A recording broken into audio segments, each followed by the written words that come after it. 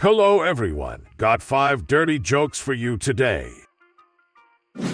So a policeman was walking on a new patrol route when he hears someone call out, "Hello, police officer."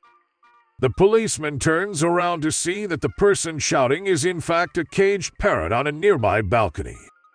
Intrigued, the policeman replies, "Yes, can I help you?" The parrot immediately replies, "Screw the police." The policeman is annoyed by this but decides that it is beneath him to get into an argument with a parrot and moves on. A couple of days later, he is walking on the same street and hears a familiar call, "Hey, look here." Once again, the policeman turns to see the same parrot and warily asks, "What do you want?" The parrot says, "All cops are bastards." The policeman is now pissed, and he marches up to the house and knocks on the door. An elderly man opens the door and is surprised to see the policeman. Before the elderly man can say anything, the cop says, "Your parrot has quite a mouth on it. Every time I walk past your house, it hurls insults at the police. It is a public nuisance, and I'm going to fine you for it." The old man is shocked and apologizes profusely. He says he will take care of it and make sure that the parrot doesn't swear again. The policeman is apprehensive but decides to let the old man off with a warning this time. A few days later, the policeman is once again on the same route. As he approaches the house, the parrot shouts, "Oi, you there?" The policeman curtly asks, "What?" The parrot responds, "You know what." So there were 3 ducks swimming in a pond one night after midnight and got arrested for trespassing.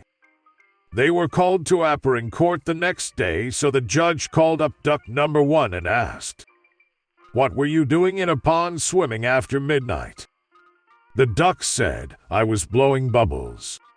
The judge let the duck go.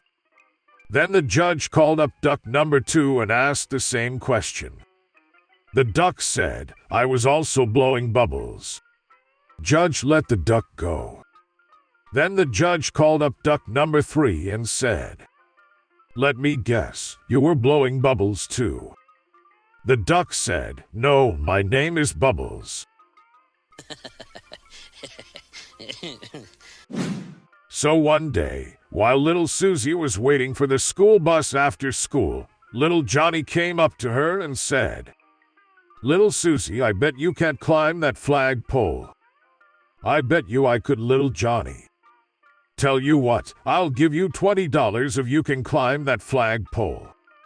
So little Susie agreed to the bet, climbed the flagpole, and at the bottom met little Johnny with a smirk on her face. "See, little Johnny, I told you I could. Money, please." "Wow, little Susie, I'm surprised." "Well, a deal is a deal. Here is your $20.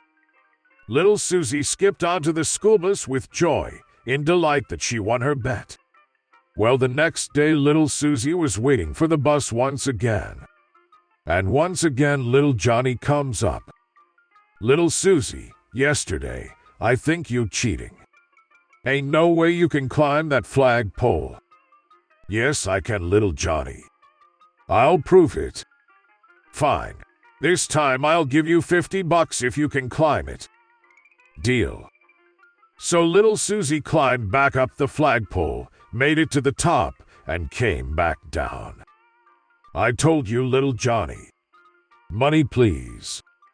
"A deal is a deal, little Susie. Here you go. $50. Little Susie was full of glee. That day when she came home, her mom saw the $50 little Susie had. "Little Susie, where did you get that money?" "Oh, Mommy, yesterday little Johnny didn't think I could climb the flagpole and told me he would give me $20 if he might could. I won the bet, and today he thought I cheated, so he paid me $50 to do it again." "Little Susie, I don't want you climbing that flagpole anymore for that boy.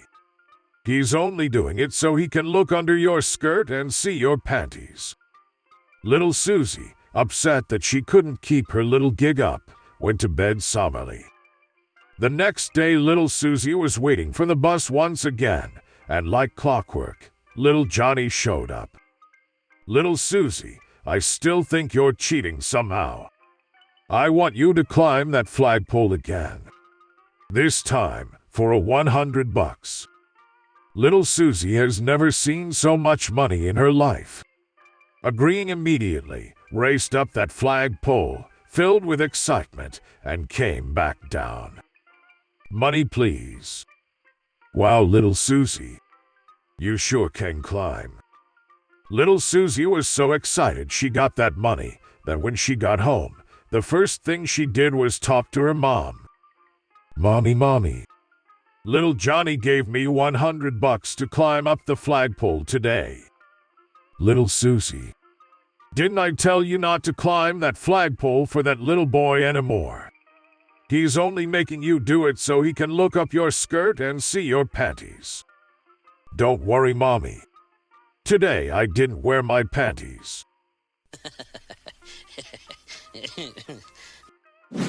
So a priest, a rabbi, and a Buddhist monk get arrested for illegal gambling. They get in front of the judge. He starts questioning the priest first. Did you play poker yesterday? The priest mumbles a quick word, forgive me, and answered no.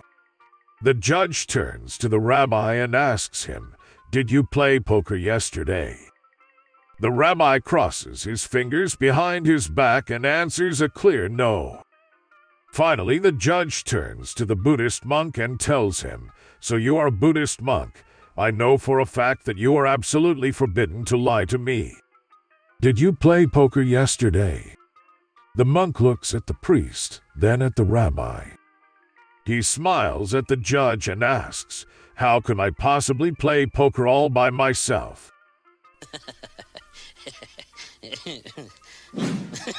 So a man is sent to prison for the first time.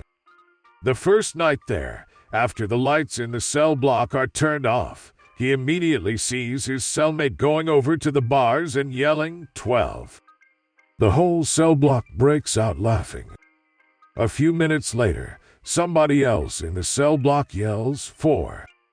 Again, the whole cell block breaks out laughing. Why are you guys just yelling numbers?